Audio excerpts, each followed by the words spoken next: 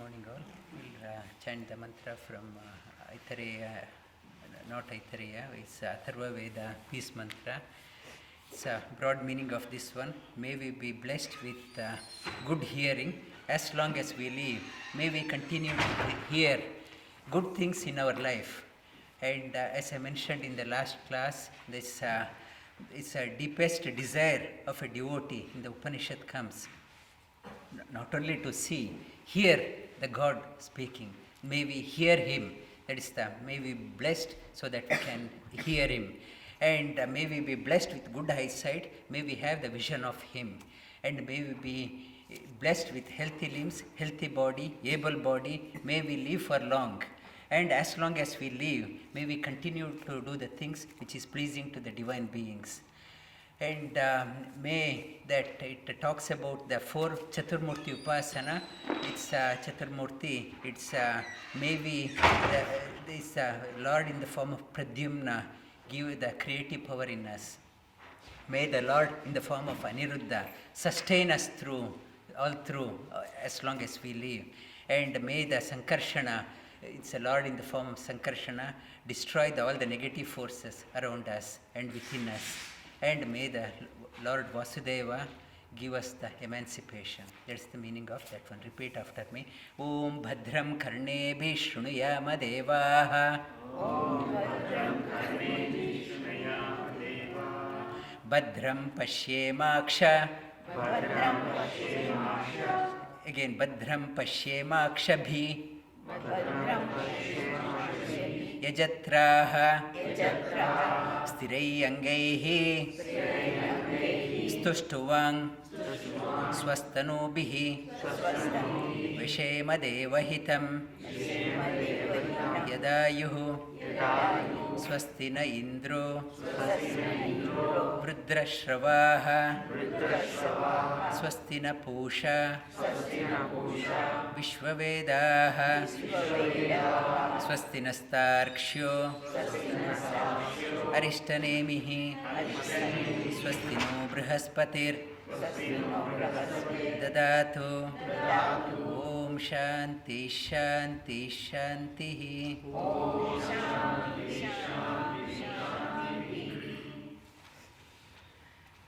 And yesterday was Shri Rama Navami.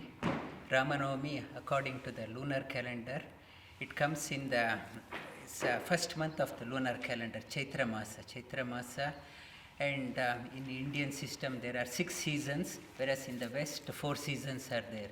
In the seasons, Vasanta Rutu, first season, every 2 months is one season, whereas in the West generally every 3 months is one season.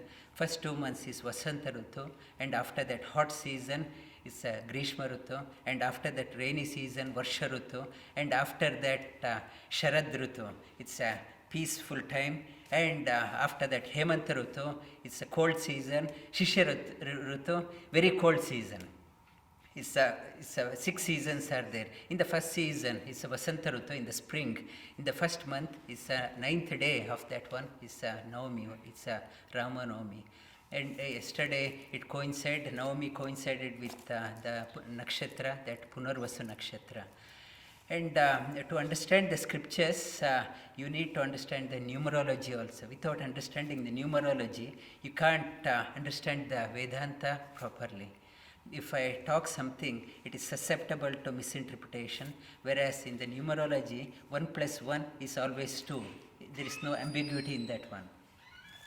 And 7 is a divine number in all religions, and in India also it's a divine number. Lord Rama was the 7th incarnation of the Lord, and Lord Rama was born on the 7th star. It's a 7th nakshatra: Ashwini, Bharani, Kritika, Rohini, Mrigashira, Ardra, Punarvasu. Punarvasu, 7th nakshatra. And in Valmiki, it's composed Ramayana and divided Ramayana into 7 sections. It's a Balakanda, Ayodhya Kanda, it's Aranya Kanda, Kishkinda Kanda, Sundara Kanda, Yuddha Kanda, Uttara Kanda, 7 sections. 7 runs through. And it's when we It's why Ramayana is important. Ramayana and Mahabharata, Bhagavatam is very important, and it gives a role model, to look up for a role model. These days we don't have any role models. We take film actors or these rock stars as a role model, or a cricket player as a role model, and these role models, they can enchant us for a limited time. In this period, for 1 year, 2 years, they are the great inspiration. After that, they no more inspire us. Whereas in the scriptures, that these epic characters depicted in the scriptures, Ramayana, Mahabharata and Bhagavatam, epic characters, they inspire, enthrills us all through our life. This Ramayana, if you tell a story to a small child, it's overjoyed. And even a grown-up, it's a young person, is inspired. Old person, inspired. Very old person, even in the sick bed, person reading the Ramayana, Mahabharata, they get so enchanted. It's if I read one book, it's a novel, it's the greatest of the authors. If I read that one, it's very motivational, very inspirational. If I read second time, it's not that interesting. Third time, with reluctance, I will read. Fourth time, if somebody gives, I want to throw that book. That it doesn't motivate us anymore. Whereas the Ramayana, it's a Mahabharata, and this one, every time you read, it's as if you're reading a new story. It's new dimensions you are reading. In a few years back, I went to Kashi, Vishalakshi temple I went, and in that temple in the evening, it's many old people, very old people. It's hardly they could able to walk. It's many widowers. They were sitting quietly and listening to the Ramayana. Even the very old person, when the life is about to end, they would like to hear that one, because it is what is to be heard when you depart the body. That gives them motivation. Even old people, they with paying the full attention, they were listening to that one. That is the scripture, that is the beauty of Ramayana. And Rama in this Ramayana depicted as ideal son, ideal father, ideal husband, ideal brother, ideal friend, ideal teacher, and whatever ideal role model you want to look up, you can see that one in the Ramayana character. It's a Ramayana that is so motivational, so inspirational. And why it is also important, we go through many difficult times in our life.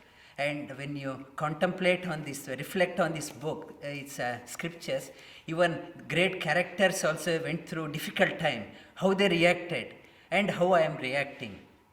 It gives us a benchmark, how I can correct myself. That it's instead of going to the depression, if you reflect on that one, that great character, when through the difficult time, he or she behaved this way and went through the difficult time, and how he or she came out successful. How I can also go through this difficult time and come out successful. It's inspirational and motivational for everyone. And also it is said, it's a Ramayana and Mahabharata. If you want to understand Vedas and Upanishads, these are the references. You have to understand Vedas and Upanishads in light of Ramayana, in light of Mahabharata. Otherwise, you can't understand. It's susceptible to misinterpretation. Vedas and Upanishads are susceptible to misinterpretation unless you understand them in light of Ramayana and Mahabharata. And quickly coming on to the seven, it's a seven in the body. Body is building block. Is made up of body is made up of 7 building blocks: Tvak, Charma, Mamsa, Asti, Majja, Medha. It's skin, outer skin, inner skin, flesh, blood, bone, marrow, and the fat within. It's the 7 blocks. And in the body, 7 chakras are there on the spiritual chakras along the spinal column. And in the divine contemplation, they say that people who do the sadhana, there are 7 higher levels of existence are there: Bhuhu, Bhuvaha, Suvaha, Mahaha, Janaha, Tapaha, and Satya. 7 higher ones. And 7 neither words are there. It's Athala, Vitala, Talatala, Rasatala, Mahatala, Pathala. It's 7 lower words are there. And when we are speaking, there are 7 meters. The way in which we talk, it has 7 meters. It's Gayatri meter, it's Ushnik meter, Anushtup meter, Brihati meter, Pankti meter, Jagati meter, Tristup meter, and Jagati meter. It's a 7 meter. It's a different 7 meters are there. Mainly 7 meters. And meters are the one. Without meter, we can't talk. If I talk without any intonation, it doesn't convey a meaning. It's and if I want to ask her, how are you? That there is a question mark also in there. I don't say that, how are you? That there is a pitch is there. Music is, it's a speaking with the music. Samaveda is blended with the word. Otherwise, I can't communicate. And if I ask you, how was the yoga class? You said, oh, what a yoga class. If I say, that means it is not good. And if I say, wow, what a yoga class, it's conveying the same thing. That intonation, it conveys the different meaning. That meters, there are 7 meters. And another one, Rama means delight. Rama means bliss. That Rama is called as Lokabhiramam, one who gives the delight to the whole world. It is called as Rama. And meditation, this term's theme is meditation. And meditation purpose, in the Bhagavad Gita it says, those who do not do meditation, they can't find peace within. They can't find serenity, clarity within, tranquility within.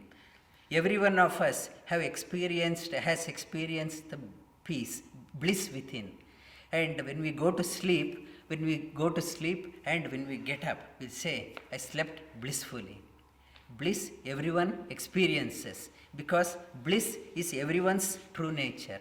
Everyone's own nature is the bliss. In the deep sleep, that's why they say everyone longs to go to sleep, because they want to experience their own true nature, that bliss. But in the sleep, we are not aware that we are in bliss. Only when we get up, we realize we were in bliss. And when we get up, that we forgetting that bliss is within, we try to get the happiness. We think by buying some object, buying a precious diamond or a expensive restaurant, we get the happiness. And we seek out for the happiness. It's a fleeting happiness, we go after that one. And what Upanishads, Vedas says, that bliss, whatever you seeking out, it is very much within you. So meditation is a process. Meditation is a process of experiencing that bliss within your true nature with awareness. It's similar to sleep. In the sleep, you are experience the bliss only after you get up. In the meditation, you are experiencing the bliss with awareness. That is the difference. That everyone, that to experience the bliss, that the true nature of ourselves, is experience that one with awareness, is called as meditation. And in the Bhagavad Gita, it's in the 6th chapter. We talked about last week. It's Yatha Dhipo. Repeat after me. Yatha Dhipo Nivatasto. Ningate Sopama Smrita. Yogino Yata Chittasya. Yunjato Yoga Atmanaha.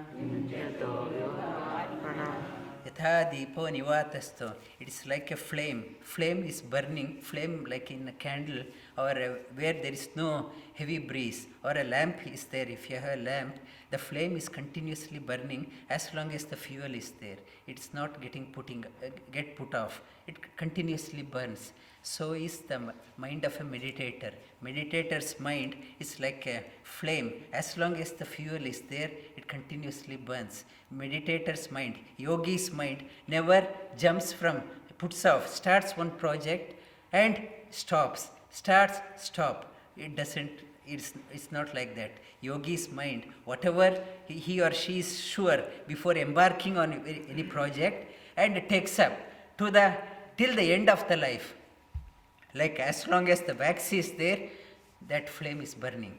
Till the wax, till the body perishes, that I continue to do my sadhana. Whatever object I take up, continuously doing that one, like a grinding a knife against another one, another stone, so the sharpening. It's a continuously like a flame. It is not getting distracted, continuously burns. So is the yogi's mind is also like that. Meditator's mind is like that. It's whatever it takes up sincerely with in the pursuit of knowing the higher things, continuously strives all through his or her life. That is the mind of a meditator.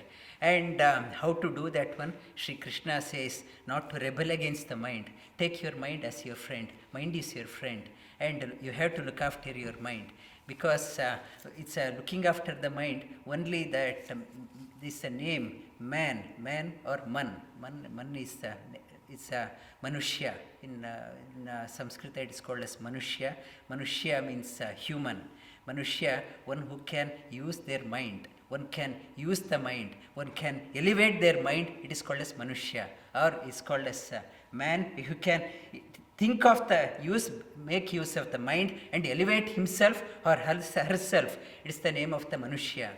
And mind is your friend. Look after your mind, and little by little take the support of the intellect. It's use the discriminating factor with the support of the intellect, and intellect is grounded firmly in the highest, in the Supreme Lord.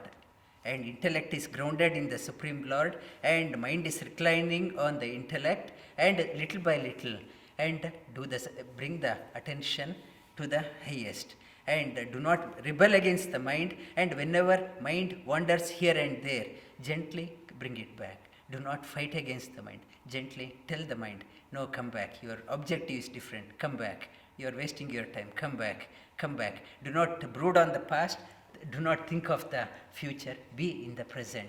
That is the meditation. It's a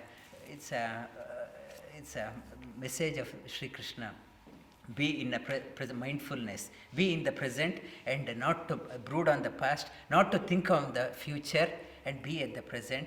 And that is the message we conveyed last week. Repeat after me. Shanei Ruparamet Buddhya Dhriti Grihitaya Atma Samstam Manakritva Na Kinchidapi Chintayet. Lay down on your back.